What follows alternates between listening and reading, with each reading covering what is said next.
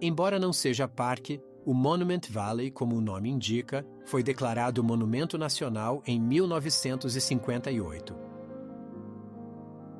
Este deserto de alta altitude, com 120 km², é administrado pelos nativos americanos Navajo, que o chamam de Vale das Rochas.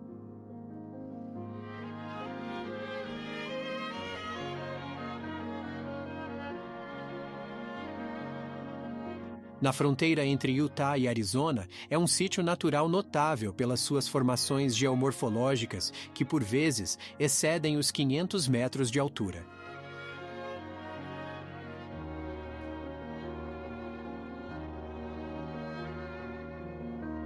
Do planalto erodido, restam apenas montes de xisto, arenito e silt estratificados. Suas cores vibrantes vêm do óxido de ferro e manganês que contém.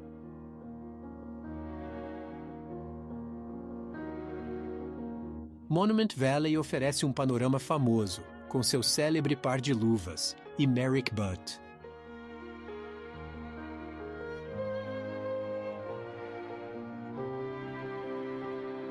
Os dois primeiros blocos exibem uma silhueta de mãos com polegares.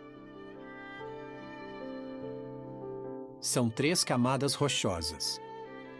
Xisto na base, coberto por arenito, e no topo, a camada sedimentar final, que se desintegrou ao longo do tempo.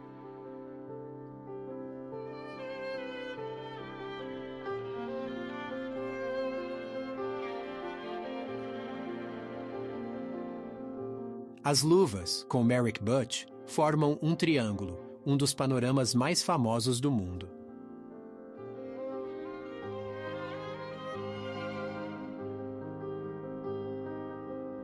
Embora formas reconhecíveis fossem vistas ou imaginadas, outras são menos sugestivas. É preciso imaginação para nomeá-las, como aqui, a Rocha do Elefante. Sua silhueta se destaca mais ou menos nítida de acordo com a hora.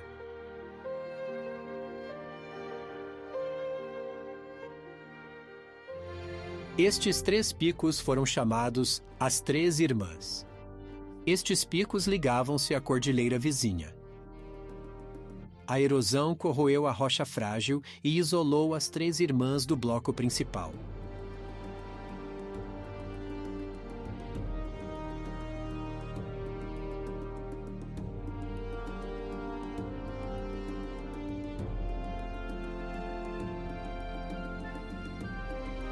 No parque, há moradias de nativos americanos visitáveis.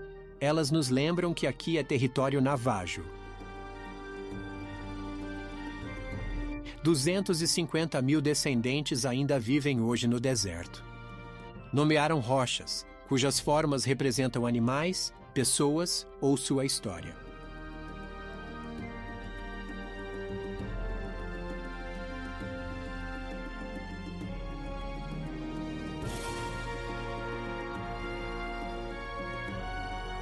Monument Valley popularizou-se na Era de Ouro dos Faroestes.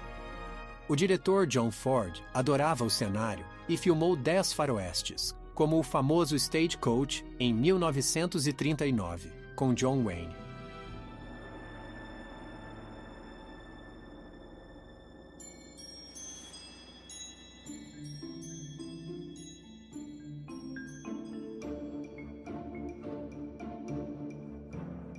A lista de filmes e anúncios filmados aqui é interminável.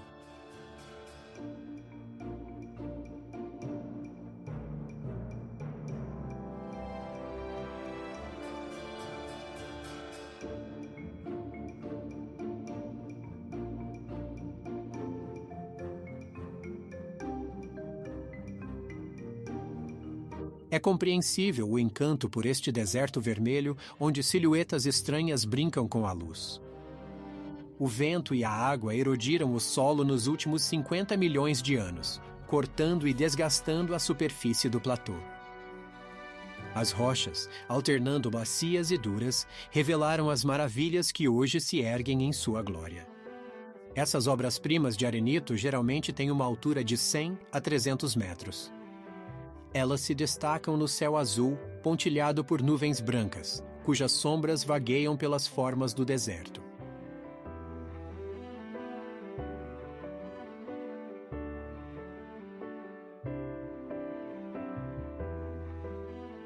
O lado sagrado do Totem Pole exibe uma forma surpreendente, com 130 metros de altura.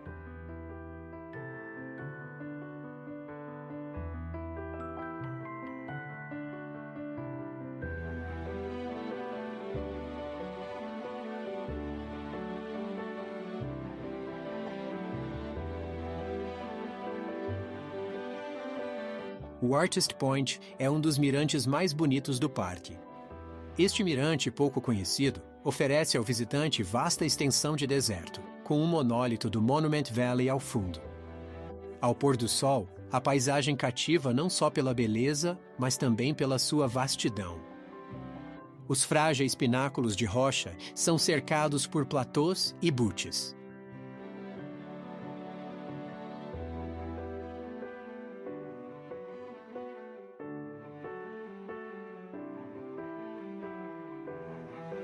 A areia salpicada de raras gramíneas e arbustos. Tudo se harmoniza, tornando o Monument Valley inesquecível.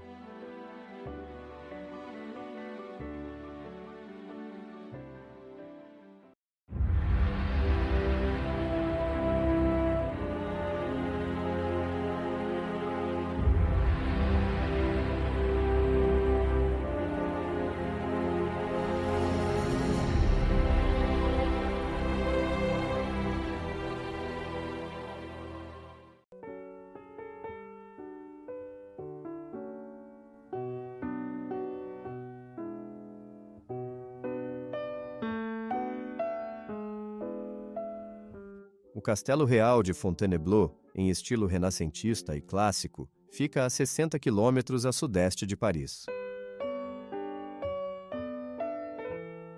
Vários reis marcaram a construção e história do castelo. Hoje, ele testemunha períodos da história da França, desde a Idade Média.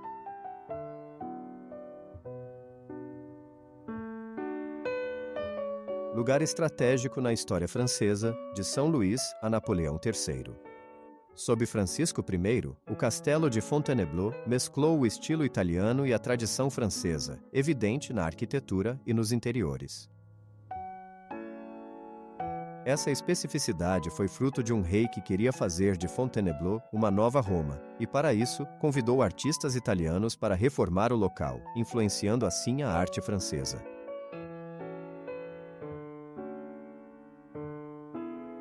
As primeiras grandes obras, sob Francisco I e após o Portão Dourado, uniram o castelo medieval e a igreja em reconstrução. Nesta capela, Luís XV se casou e Napoleão III foi batizado.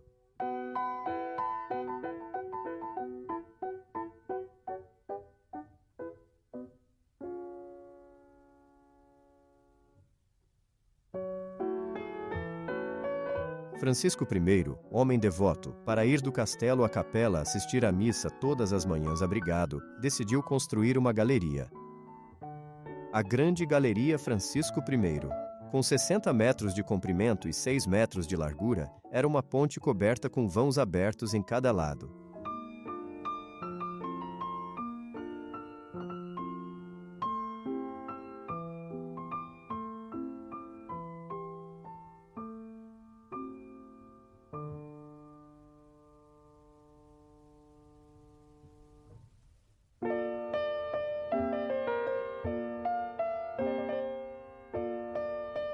Nesse período luxuoso, a corte frequentava recepções à fantasia.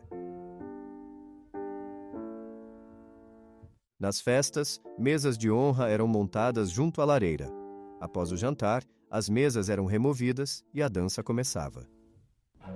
Essa ideia, de inspiração italiana, marcou o fim do luxuoso período de Francisco I.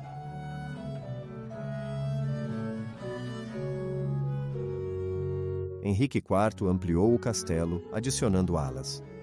Ele jogava jeu de paume em sala especial, reformou o pátio dos ofícios e realinhou o pátio oval, notável por seu formato irregular.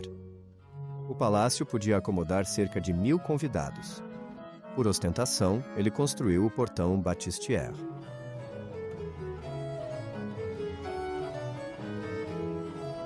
Naquela época, artistas franceses e flamengos decoraram o interior do castelo. É a segunda escola de Fontainebleau, seguindo a primeira, de Francisco I, com artistas parisienses.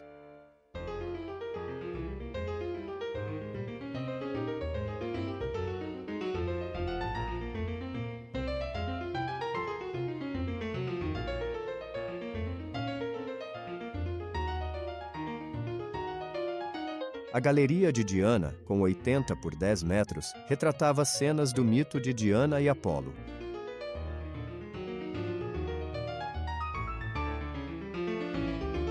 Ana da Áustria, esposa de Luís XIII, redecorou o castelo, tornando os aposentos mais íntimos. Mais tarde, Luís XV, casado ali em 5 de setembro de 1725, mandou fazer uma sala de lazer, incendiada em 1856. Luís XV e XVI raramente residiram em Fontainebleau. Visitavam-no anualmente, tornando-o um palácio outonal confortável. Napoleão reviveu Fontainebleau desde 1804. Ele o decorou em estilo neoclássico e sua corte ficava aqui. Um castelo é local de decisões políticas. É uma era de glória, batalhas, tratados e conquistas. O prestígio do antigo regime satisfez o monarca. O imperador francês gostava da residência. Um museu dedicado a ele abriu em 1986.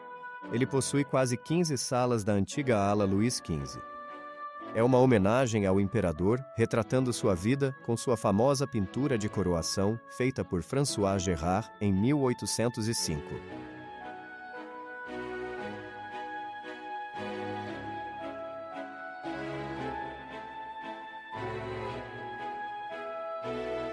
O quarto de Napoleão manteve o estilo Luís XVI, lareira, painéis e decorações nas alcovas das portas.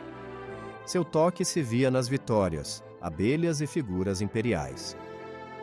A mobília é estilo império, com cama de Jean-Baptiste Rode.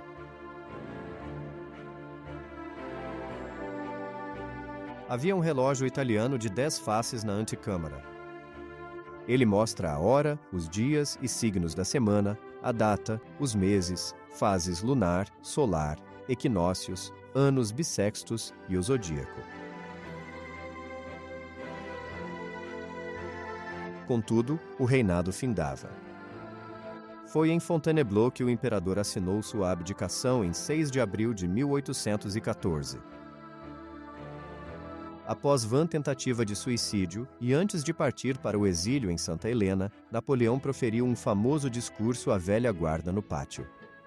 O pátio onde o discurso foi proferido tem o nome do evento, o Pátio das Despedidas.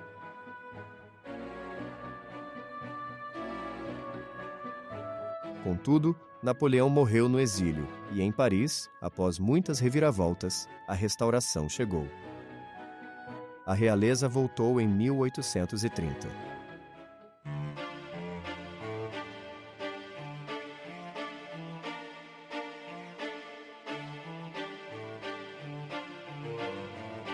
Luís Felipe, o último rei, iniciou reformas para seguir a tradição.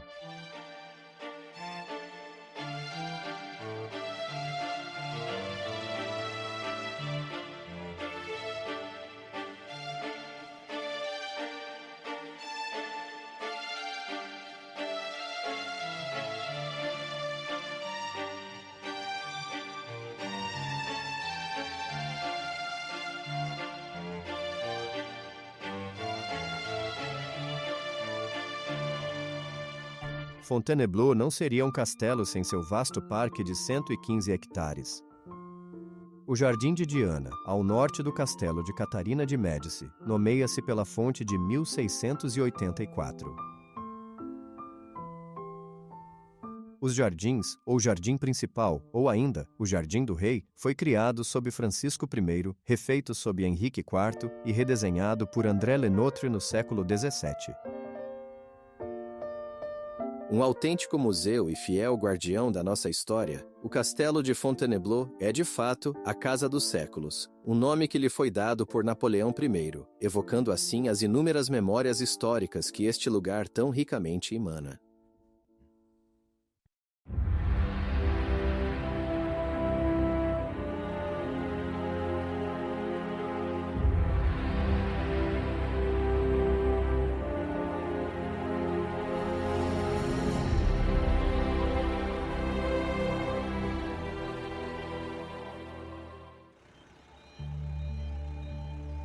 A cidade real de Angkor Thom é quadrada, com lados de cerca de 3 quilômetros, cercada por uma muralha de 8 metros.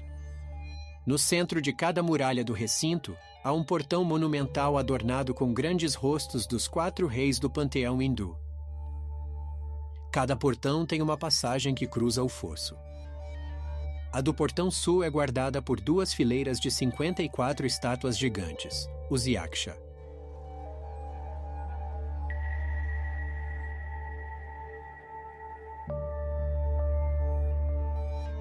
À direita, encontram-se os Devas, que representam os deuses benevolentes. À esquerda, os Asuras, os demônios.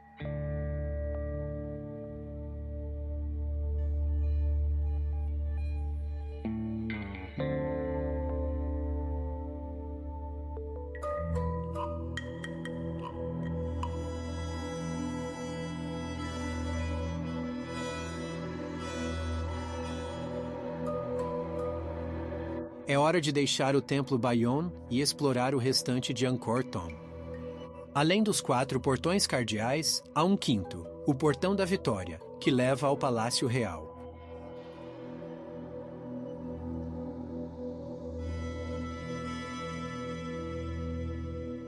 A praça tem 2 terraços ricamente decorados que dão acesso à cidade real.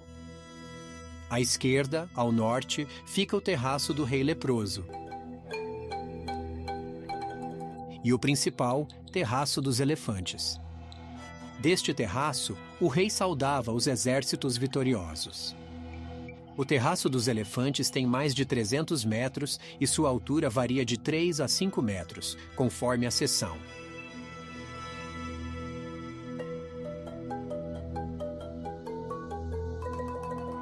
Estes elefantes em alto relevo nas escadas deram-lhe o nome atual.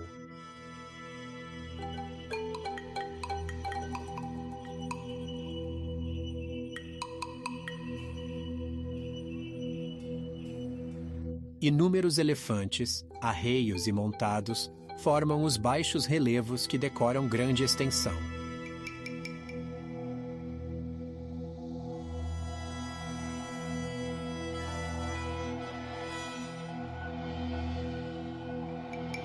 Uma grande plataforma com leões onde o rei estava.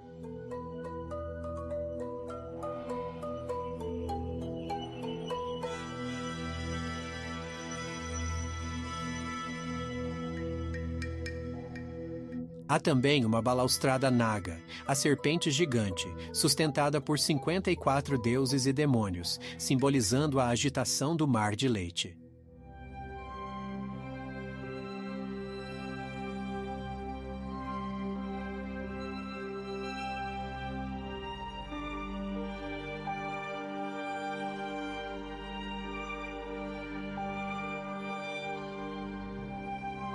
À esquerda, o terraço do Rei Leproso, símbolo de morte, dedicava-se a cremações.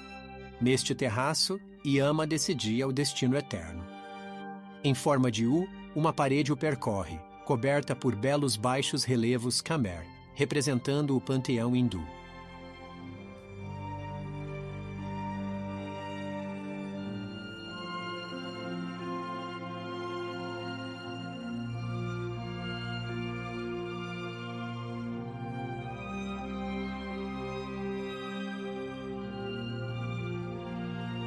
O hinduísmo vem da religião védica, a fé dos invasores arianos do norte no 2º milênio antes de Cristo. Sua fonte são os 4 Vedas, livros sagrados de conhecimento. Os textos foram completados por 2 grandes épicos, Ramayana e Mahabharata, que narravam os feitos divinos. O panteão hindu é vastíssimo. O hinduísmo, conhecido como a religião com 33 milhões de deuses, reúne todos eles nos 3 principais, Brahma, Vishnu e Shiva, que são os 3 aspectos do poder divino: criação, preservação e destruição. Suas qualidades são complementadas por muitos deuses do panteão hindu.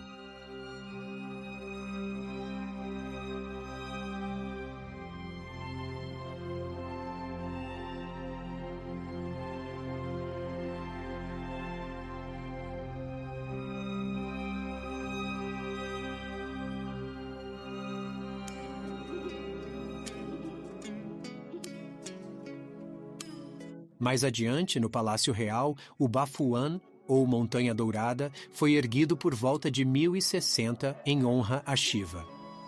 Ele ficava no cume de uma colina artificial, mas desapareceu sob a vegetação antes de ser limpo e consolidado pela Escola Francesa do Extremo Oriente no século XX. Este imponente templo-montanha tem 5 níveis, lados de 150 metros, e consiste em 300 mil blocos de arenito de 500 quilos cada, esculpidos e únicos.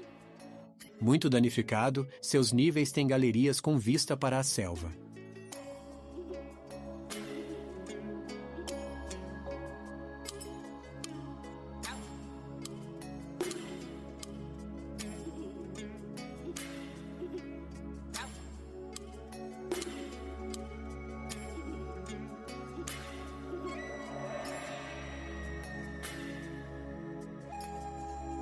No século XV, o templo mudou sua estrutura para construir um gigantesco Buda reclinado no segundo nível da face posterior.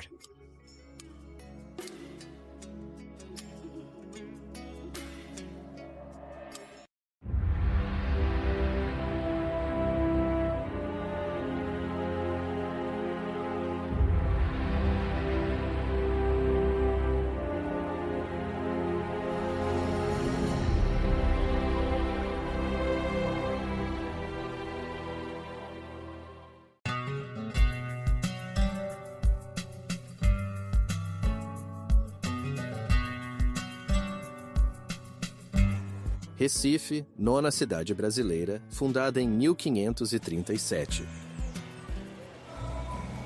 No bairro Santo Antônio, a igreja de Nossa Senhora do Livramento foi renovada no século XIX. A igreja tem design colonial e sua torre atinge 25 metros. O interior, bem renovado e cheio de dourados, exibe uma bela iconografia dedicada à Santa Padroeira.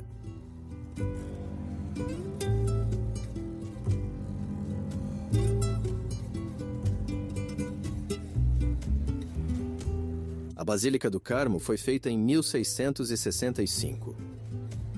Em estilo rococó, sua fachada é decorada com estátuas e esculturas dessa ordem religiosa.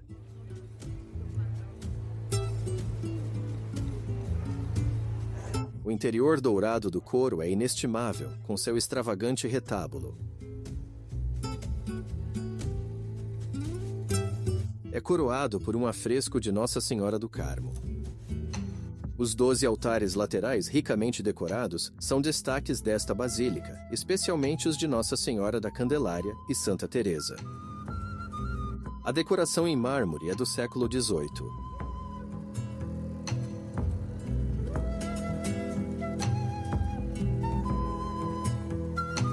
No andar superior, há varandas reservadas aos notáveis e aos doadores.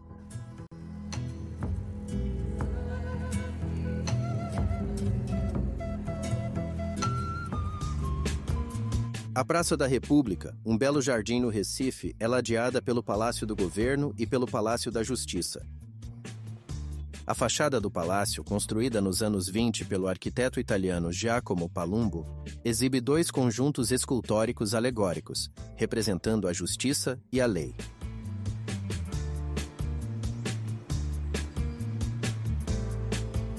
O prédio tem um domo monumental.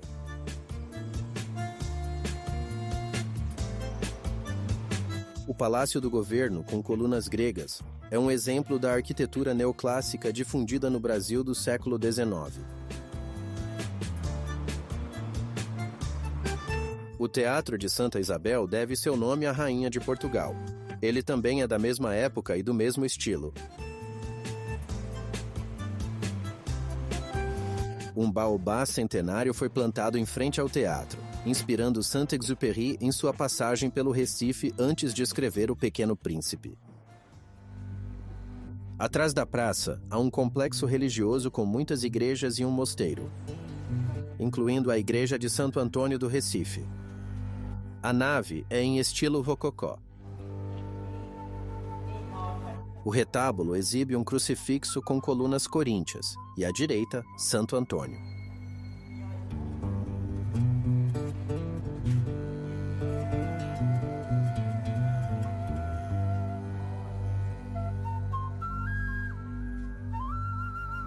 Mas essa joia barroca rococó empalidece perto da estranheza à esquerda.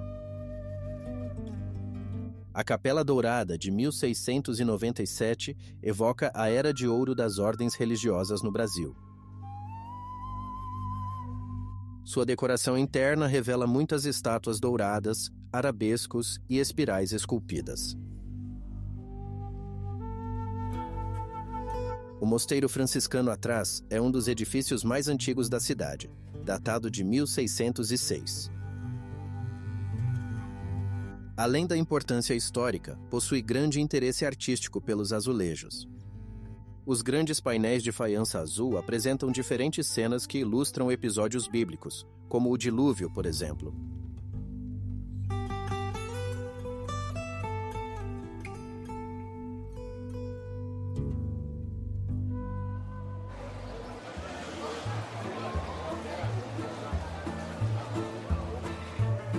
Na cidade, o Mercado de São José é o principal de Recife. Está num pavilhão de ferro, o primeiro do Brasil, importado da Europa em 1875.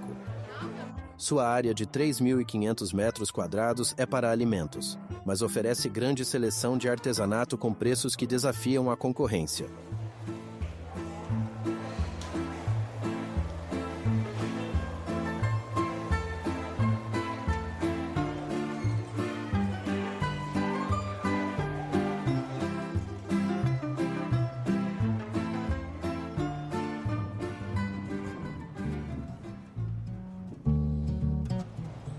Recife exibe outros traços históricos, como a sinagoga no bairro antigo da cidade.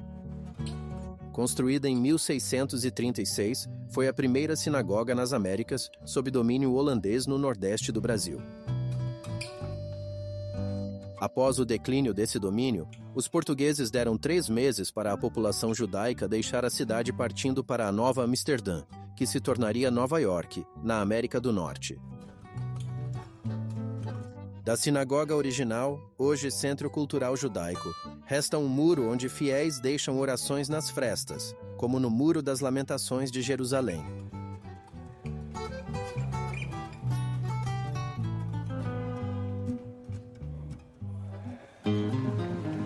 O bairro histórico, perto do porto, abriga a Praça Marco Zero, ponto inicial da fundação da cidade. Grandes mudanças ocorreram aqui na praça. Edifícios franceses foram magnificamente restaurados.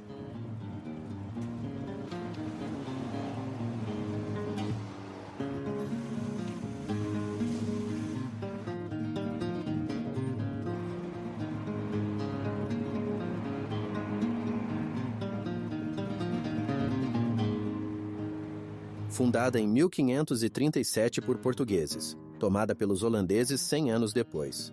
Depois reanexada a Portugal, Recife sempre foi um grande porto, exportando madeira e açúcar à Europa, um elo crucial entre o velho e o novo mundo.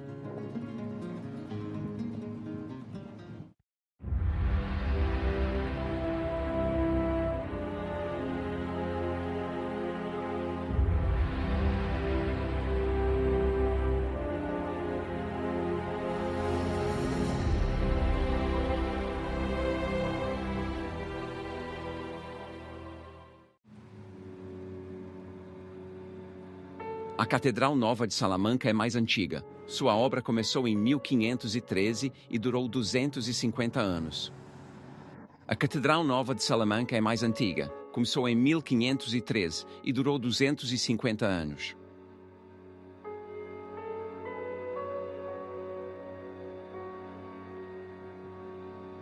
A fachada principal é detalhada, com elementos renascentistas de influência medieval.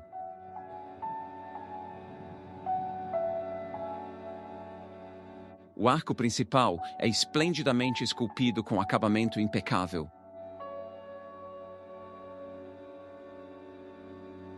Essa riqueza define bem o estilo plateresco espanhol, que assimilou o Renascimento italiano, adaptando-o a uma arte bem espanhola.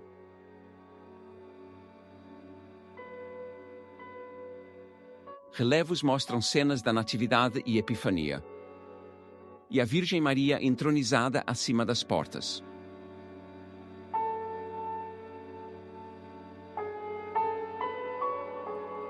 Com planta retangular de 100 metros de comprimento por 50 de largura, a catedral tem 3 naves e capelas entre os contrafortes.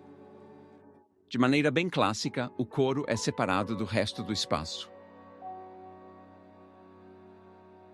O altar-mor, da segunda metade do século XVIII, exibe um grande tabernáculo com urnas de prata contendo os restos mortais de 2 santos, sendo um o padroeiro da cidade.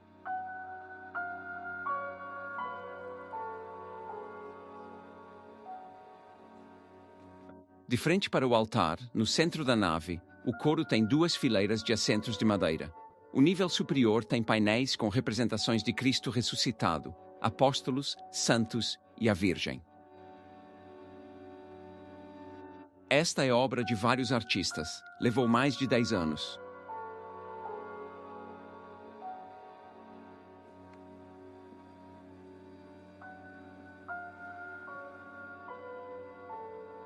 A catedral tem órgãos gêmeos, um barroco e um mais antigo.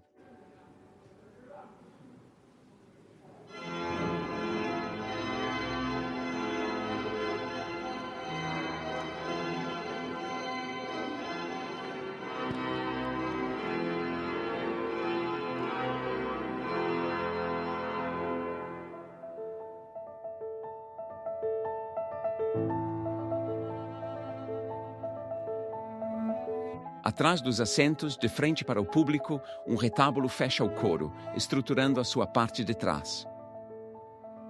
Assim como o coro, foi erguido conforme o plano dos Churriguera, arquitetos e escultores ligados ao barroco espanhol.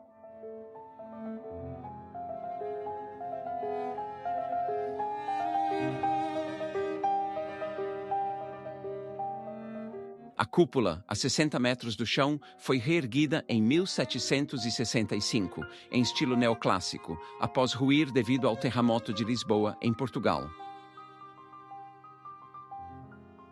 Os tetos dos 2 transeptos também apresentam coberturas monumentais que, embora inspiradas no gótico tardio, possuem decorações barrocas.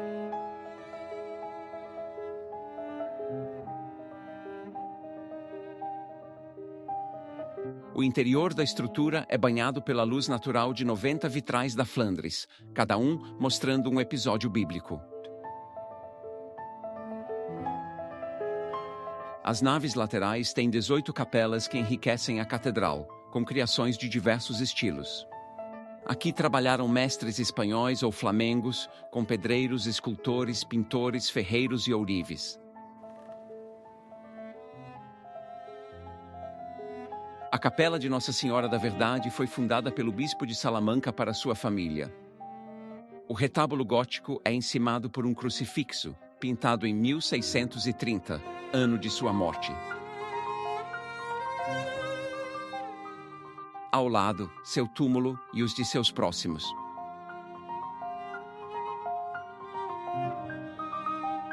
Outra capela possui um magnífico retábulo dedicado a Santo Antônio.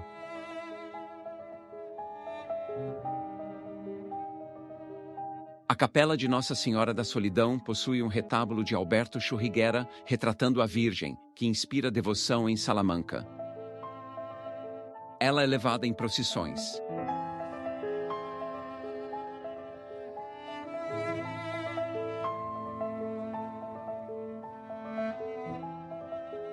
A Capela do Cristo das Batalhas contém uma bela estátua gótica da Virgem do Carmo. Aqui também, o retábulo que contém o crucifixo é obra de Alberto de Churriguera. Sua obra aqui tem uma exuberância rara.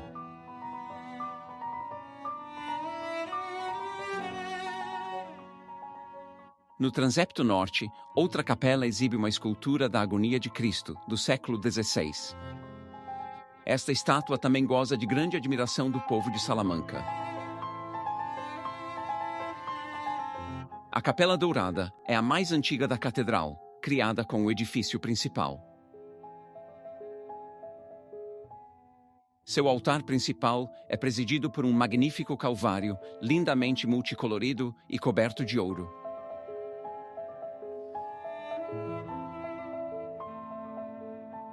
As paredes da capela são ricamente decoradas com estátuas dos apóstolos e santos. com uma representação impactante da morte pelo seu realismo feroz.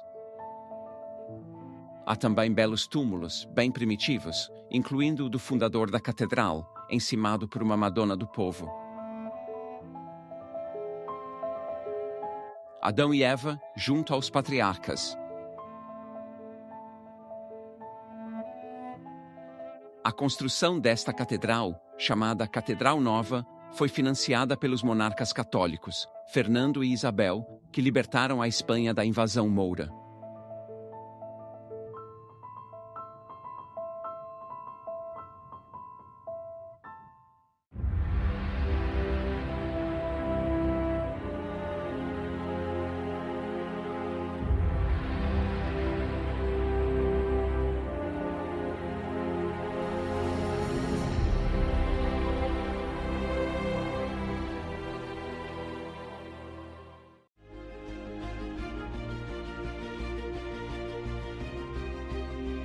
Bagan, antes Pagan, é um vasto sítio arqueológico budista de quase 15 km². O local fica em uma zona sísmica e já sofreu muitos terremotos que causaram danos graves. 2.834 construções são numeradas no local, muitas em ruínas. Neste local, há dois tipos de monumentos. A stupa, circular, é uma construção maciça. É uma representação simbólica do Buda e um monumento à sua morte, com uma relíquia enterrada no centro. E há templos de várias formas e tamanhos.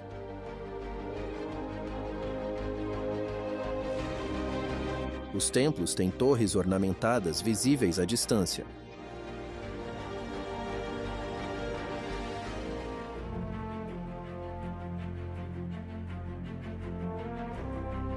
O templo cruz mais famoso é, sem dúvida, o Ananda.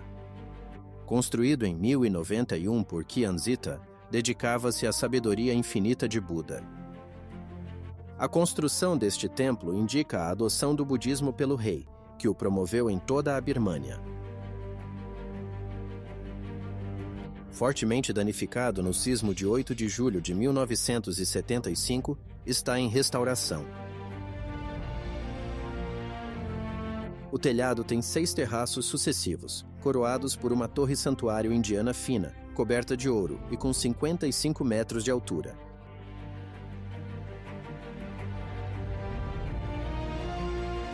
Todos os elementos do telhado são elaborados.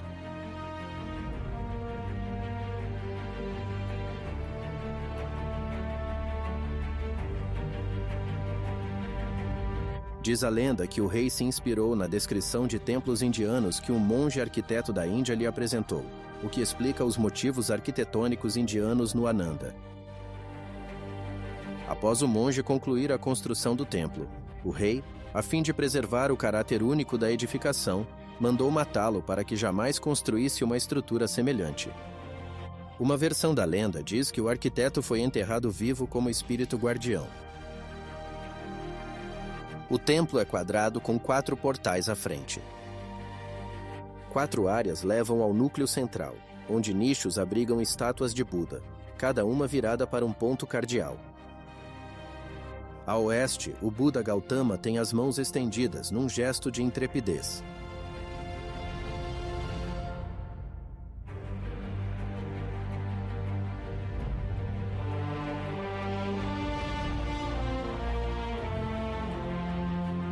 Virado para o sul está o Buda Kassapa. A imortalidade é impossível no budismo, que crê na renovação e reencarnação. Então, há 1000 Budas dos tempos antigos, 1000 do presente e 1000 do futuro, cada um vivendo cerca de 5.000 anos. Os 4 Budas aqui são do presente, com Gautama o quarto.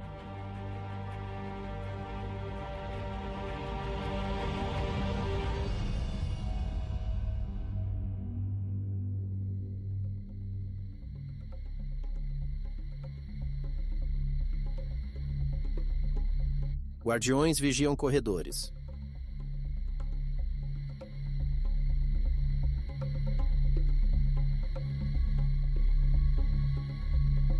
Konagamana, o Buda curador, a leste.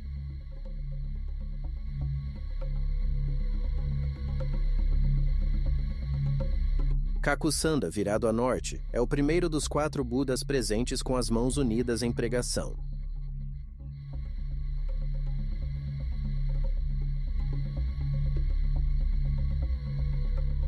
Os 4 corredores abobadados têm milhares de Budas. 1.500 estátuas em baixo relevo retratam os 80 episódios da vida do Buda.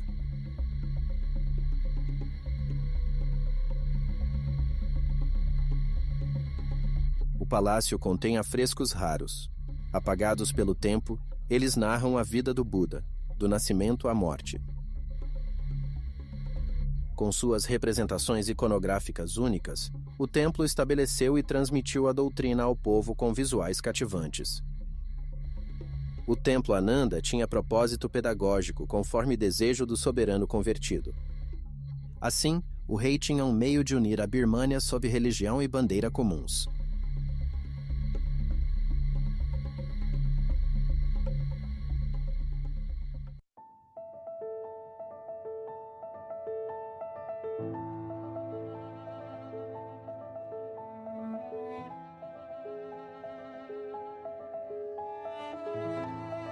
Entre os 2.800 templos em Bagan está o Templo da Rainha Amara, do século XI.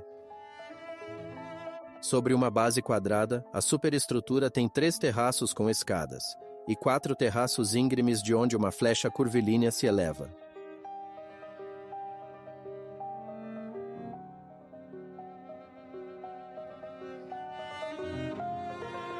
Sua irmã Niima mandou construir a estupa adjacente. Este pagode tem um estilo peculiar, embora seus 3 terraços quadrados e cúpula em forma de sino sejam comuns. Mas acima, uma joia arquitetônica, única por círculos concêntricos.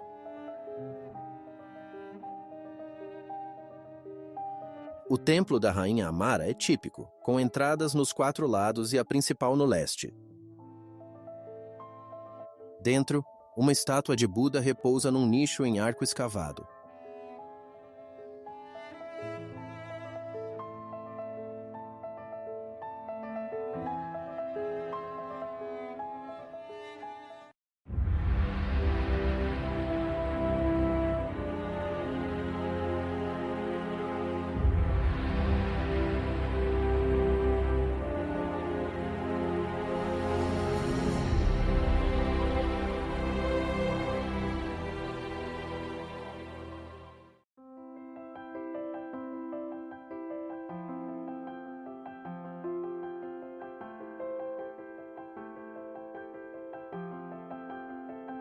A 20 quilômetros de Delfos, o mosteiro de Rósios Loucas, ou de São Lucas, é dos mais belos mosteiros bizantinos do país. Foi edificado em 1011 sobre alicerces de uma igreja de 944, consagrada por Lucas, eremita do século X. É hoje uma das mais importantes estruturas medievais da Grécia e patrimônio mundial da Unesco. Em 946, Lucas construiu um alojamento e jardim num templo grego abandonado, para viver como eremita. Tinha dons de cura e profecia. Por isso, após sua morte, seu túmulo foi destino de peregrinações. A primeira igreja dedicada à Virgem já existia, e a segunda para os peregrinos foi iniciada na segunda metade do século X.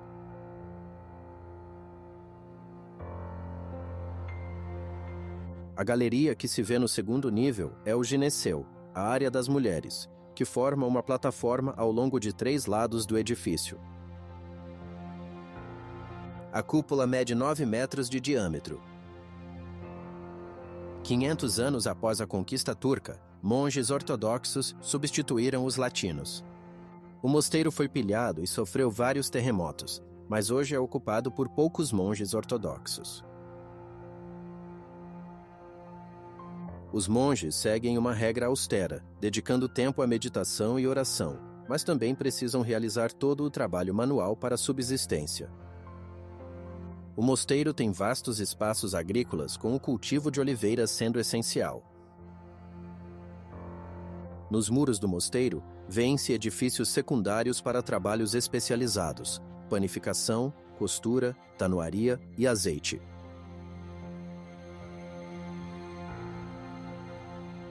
A maior das duas igrejas dedicadas a São Lucas fica à direita do pátio.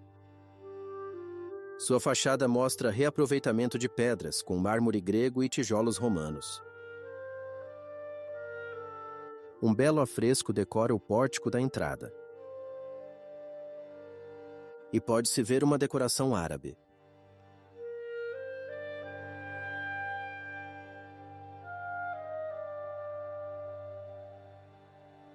Hoje, a entrada de visitantes é pelo refeitório, agora um pequeno museu. A igreja é precedida por um vestíbulo retangular, o nártex, reservado aos não batizados na época. No teto, os arcanjos Miguel, Gabriel, Uriel e Rafael vigiam. O interior da igreja mantém muito de sua decoração do século XI. Ele é dividido em duas áreas, a seção inferior, adornada com placas de mármore precioso, e a superior, com mosaicos feitos por artistas da capital do Império Bizantino. A cúpula é decorada com o Cristo, mestre do universo. Na abóbada da ápice central, um mosaico dourado mostra a Mãe de Deus em trono, segurando o Salvador do mundo. Abaixo, os apóstolos representam a palavra de Jesus e, por extensão, a de Deus. Um dos cantos exibe o episódio do batismo de Cristo no Rio Jordão, realizado por São João Batista. A igreja mais antiga é dedicada à Virgem. Começou em 946 e terminou em 955, 2 anos após a morte do santo. Aqui, as decorações sumiram com o tempo. Mas ainda se admiram belos ícones.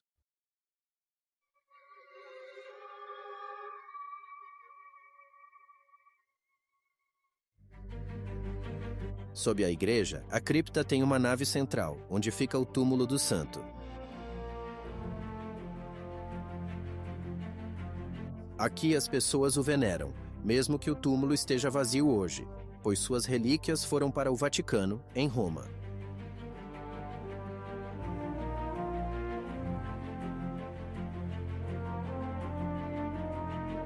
As paredes e o teto da cripta têm afrescos e mosaicos esplêndidos.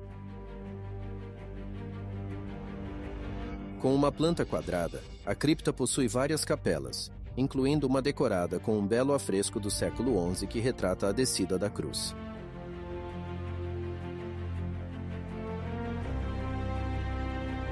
Este mosteiro é um tesouro da arte religiosa.